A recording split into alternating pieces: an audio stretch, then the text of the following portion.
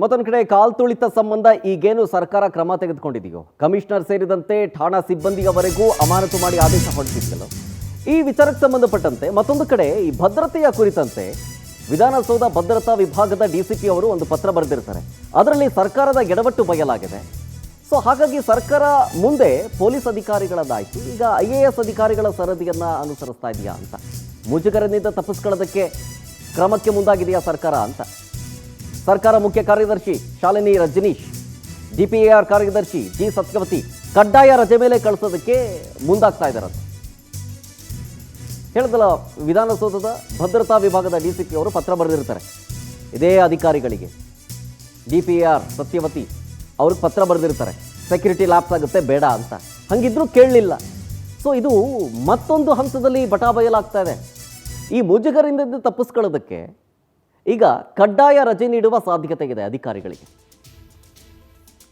ಸರ್ಕಾರ ಮುಖ್ಯ ಕಾರ್ಯದರ್ಶಿ ಶಾಲಿನಿ ರಜನೀಶ್ ಅವರು, ಮತ್ತೊಂದು ಕಡೆ DPAR ಕಾರ್ಯದರ್ಶಿ ಜಿ ಸತ್ಯವತಿ ಅವರನ್ನು ಕಡ್ಡಾಯ ರಜೆ ಮೇಲೆ ಕಳಿಸೋದಕ್ಕೆ ಚಿಂತನೆ ಮಾಡ್ತಾ ಇದ್ದಾರಂತೆ.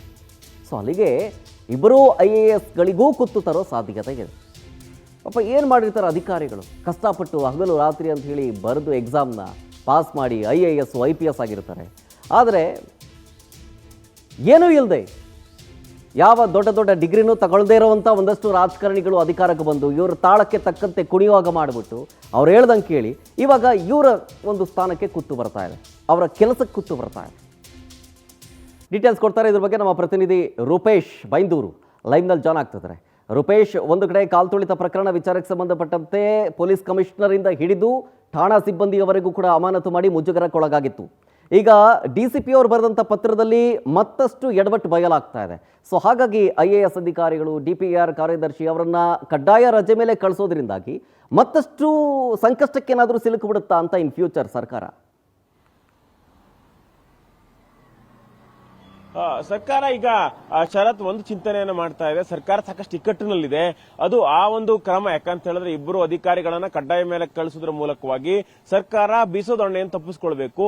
ಅದೇ ರೀತಿ ಸರ್ಕಾರ ಕ್ಲೀನ್ ಚೀಟ್ ಕೊಡ್ಕೊಳ್ಬೇಕು ಅಂತ ಪ್ರಯತ್ನ. ಯಾಕಂತ ಹೇಳಿದ್ರೆ ಇಲ್ಲಿ ಇಬ್ರು ಪಾತ್ರನೂ ಕೂಡ ಇದೆ. ಸತ್ಯವತಿ ಜಿ ಸತ್ಯವತಿಯವರು DPRA ಅವರ ಸೆಕ್ರೆಟರಿ, ಸಿಬ್ಬಂದಿ ಮತ್ತೆ ಆಡಳಿತ ಸುಧಾರಣೆ ಅದಕ್ಕೆ ಏನೇನೇ ಕಾರ್ಯಕ್ರಮ ಆದ್ರೂ ಕೂಡ ಅವರಿಗೆ ಬರುತ್ತೆ.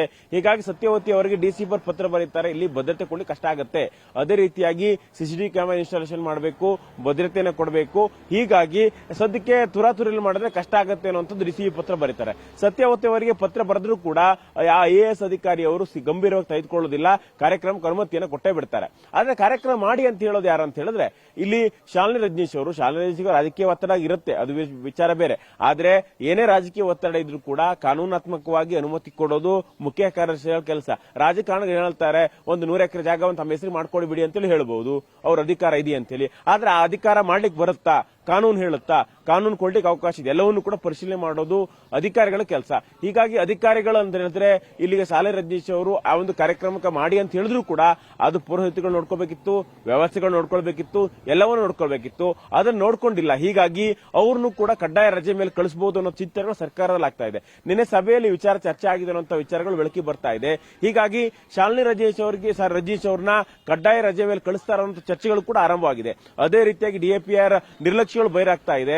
ಯಾಕಂತ ಹೇಳಿದ್ರೆ DPRA ನಿರ್ಲಕ್ಷ್ಯ ಬಯಲಾಗ್ತಾ ಇದೆ. DPRA ಅವರು ಪದೇ ಪದೇ ಈ ರೀತಿಯಾಗಿ ಎಡವಟ್ಟುಗಳನ್ನು ಮಾಡ್ಕೊಳ್ತಾ ಇದ್ದಾರೆ. ಹೀಗಾಗಿ ಅವರನ್ನು ಅದರ ಕಾರ್ಯದರ್ಶಿನೂ ಕೂಡ ಕಡ್ಡಾಯ ರಜೆ ಮೇಲೆ ಕಳಿಸಬಹುದು ಅಂತ ಹೇಳಲಾಗ್ತಾ ಇದೆ.